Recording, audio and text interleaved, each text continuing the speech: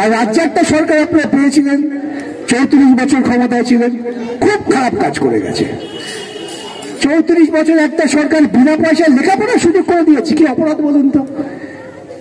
আমাদের ঐতিহ্য হচ্ছে শুধুমাত্র গোষ্ঠীবদ্ধ লোকেরা লেখাপড়া শিখবে, শিক্ষা ছিল শুধুমাত্র ব্রাহ্মণদের করা আয়ত্ত।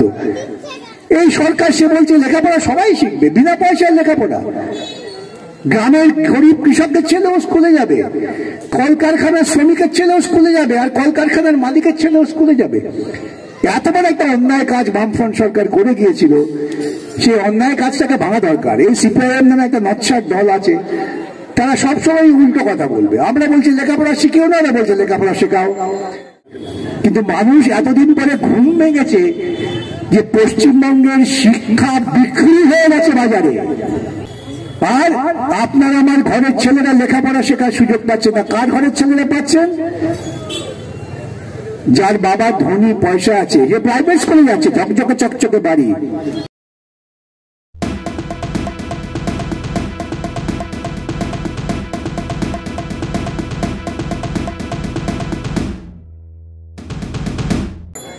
ভারতবর্ষে ইতিপূর্বে পণ্ডিত নেহরু প্রধানমন্ত্রী ছিলেন, সর্বশেষ শিক্ষিত উচ্চমানের প্রধানমন্ত্রী মনমোহন সিং। এটা ভেবে নেবেন না যে ওদের রাজনীতির সঙ্গে আমার খুব সখ্যতা আছে, না।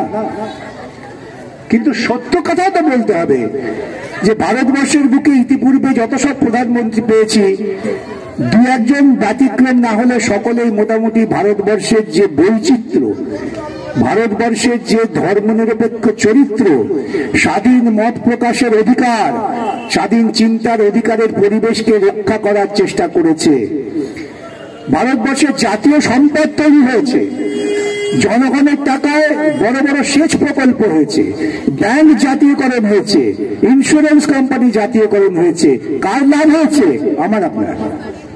ইন্স্যুরেন্সের যে মালিক ছিল, ব্যক্তি মালিক, সে ভাবলো আমার পকেট কাটা গেলে সব চলে গেল রাষ্ট্রের কাছে। ব্যাংকের মালিক, আপনারা জানেন, আপনারা প্রত্যেকেই শিক্ষিত, এখানে পরশুরামের বিখ্যাত সে গল্প আছে, ঘুরঘুরিয়াম বাটপাড়িয়া আসে ব্যাংকের মালিক। হঠাৎ সকালবেলা আপনি গেছেন মেয়ের বিয়ের টাকা তুলতে, গিয়ে দেখলেন গণেশ উল্টে বাটপাড়িয়া পালিয়ে গেছে। আমরা বললাম এই বাটপাড়িয়াদের হাঁটাও। ব্যাংকে গরিব মানুষ টাকা রাখে, সেই টাকার মালিক সরকার হবে, হলো ব্যাংক জাতীয়করণ। এইসব তো হচ্ছিল, ধীর গতিতে হচ্ছিল। সর্বশেষ যখন বামপন্থীরা আপনার বাঁচিয়েছিলেন, 60 জন বামপন্থী এমপি ছিল, এখন পশ্চিমবঙ্গ থেকে একজন এমপি, হতভাগা আমি। তারা বললেন যে কাজের গ্যারেন্টি সৃষ্টি করতে হবে। আমি যদি অভিভাবক হই, আমি আমার ঘরের শিক্ষিত ছেলেটাকে বসিয়ে রাখবো না? আপনি রাখবেন? ছেলে 18 বছর হলেই তো আপনি বলেন কাজ খুঁজে নেই, সেও কাজ খুঁজতে চায়। প্রত্যেক মানুষ তার নিজের শ্রমের উপর নির্ভর করতে চায়। বলা হলে 100 দিনের মিনিমাম কাজ দিতে হবে, খাদ্যের নিরাপত্তা দিতে হবে, এটাই তো সরকারের কাজ। আর রাজ্যে একটা সরকার আপনারা পেয়েছিলেন, 34 বছর ক্ষমতায় ছিলেন, খুব খারাপ কাজ করে গেছে। 34 বছর একটা সরকার বিনা পয়সায় লেখাপড়ার সুযোগ করে দিয়েছে, কি অপরাধ বলুন তো? আমাদের ঐতিহ্য হচ্ছে শুধুমাত্র গোষ্ঠীবদ্ধ লোকেরা লেখাপড়া শিখবে, শিক্ষা ছিল শুধুমাত্র ব্রাহ্মণদের করা আয়ত্ত। এই সরকার সে বলছে লেখাপড়া সবাই শিখবে, বিনা পয়সায় লেখাপড়া। গ্রামের গরিব কৃষকের ছেলেও স্কুলে যাবে, কলকারখানার শ্রমিকের ছেলেও স্কুলে যাবে, আর কলকারখানার মালিকের ছেলেও স্কুলে যাবে। এত বড় একটা অন্যায় কাজ বামফ্রন্ট সরকার করে গিয়েছিল, সেই অন্যায় কাজটাকে ভাঙা দরকার। এই সিপিআইএম নামে একটা নচ্ছার দল আছে, তারা সবসময় উল্টো কথা বলবে। আমরা বলছি লেখাপড়া শিখিও না, ওরা বলছে লেখাপড়া শেখাও। আমরা বলছি লেখাপড়া শেখাবার কথা তো আমার বাপ ঠাকুরটা ঠিক করে গেছে সংবিধানে। 34 বছরে বিনা পয়সায় লেখাপড়া শেখাবার কথা হলো, গরিব ঘরের ছেলেরা লেখাপড়া শিখলেন, তারা বিশ্ববিদ্যালয়ে বিভিন্ন পর্যায়ে যাচ্ছেন। দলিত হলে তার প্রতি অনেক অন্যায় অবিচার হচ্ছে, অনেক দলিত ছাত্র আত্মহত্যা করছে, তার জন্য সৃজনের মতো আরেকটা নষ্ট ছেলে লড়াই করছে। কি দরকার লড়াই করে? ঘরে ঘুমিয়েও থাকো না, মদের দোকান আছে, মদ আসবে, খাবে, ঘুমিয়ে থাকবে, এসব দরকার কি? এই সিপিআইএম বামপন্থীরা তারা সবসময় খোঁচা দিয়ে মানুষের বিবেককে জাগ্রত করছে। অতএব সব মাধ্যম এই সিপিআইএম বামপন্থীদের বিরুদ্ধে। এই 34 বছরের যে সবচেয়ে বড় অপকর্ম বামফ্রন্ট করেছিল, সেটাকে পাল্টে দেওয়ার কৃতিত্ব হচ্ছে ঘাসফুলের।